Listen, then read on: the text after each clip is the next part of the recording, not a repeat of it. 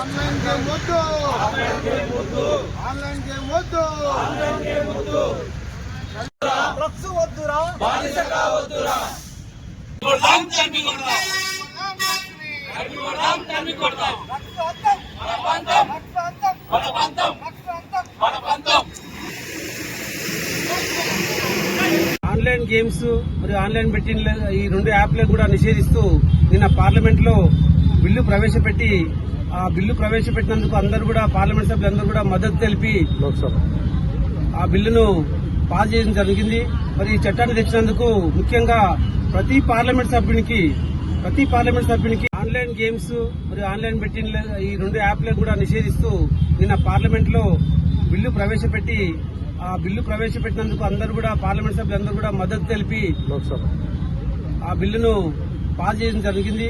మరి ఈ చట్టాన్ని తెచ్చినందుకు ముఖ్యంగా ప్రతి పార్లమెంట్ సభ్యునికి పేరు పేరున మా బీఆర్ఆర్ ఫౌండేషన్ నుంచి పాదాభివందనాలు, కృతజ్ఞతలు. ఎందుకంటే దేశంలో ఈ ఆన్లైన్ బెట్టింగ్ ఆన్లైన్ గేమ్ల నుంచి వల్ల చాలా మంది యువత బెట్టింగ్లు పెట్టి గేమ్లు ఆడుకుంటా చాలా లక్షల కోట్లు పట్టుకున్న సందర్భాలు చాలా ఉన్నాయి. నిన్న మునుగోడు ప్రాంతం చేసిన నటి వెంకటేష్ అని ఒక 3 నెలల కిందనే పెళ్లి అయింది. ఈ రోజు వాళ్ళ అత్తారింట్లో బోనాలు. మరి అతను ఉరేసుకుని చనిపోవడం జరిగింది. ఎందుకంటే ఈ 3 నెలలు ఆయనకు ఆన్లైన్ బెట్టింగ్ నుంచి ఒక 15 లక్షల రూపాయలు పోగొట్టుకుంటూ బంగారం పోయింది. ఈ రోజు వాళ్ళ అత్తారింట్లో దగ్గర బోనాలు ఉన్నాయి.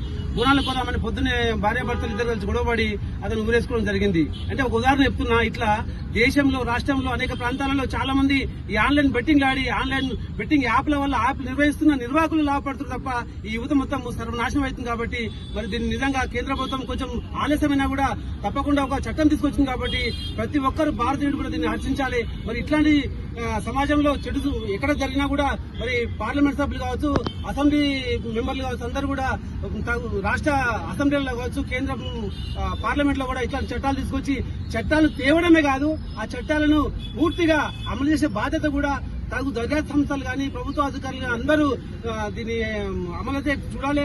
మరి ఒక ఆదర్శ పౌరులుగా మనకు కూడా దీని మీద బాధ్యత ఉన్నది.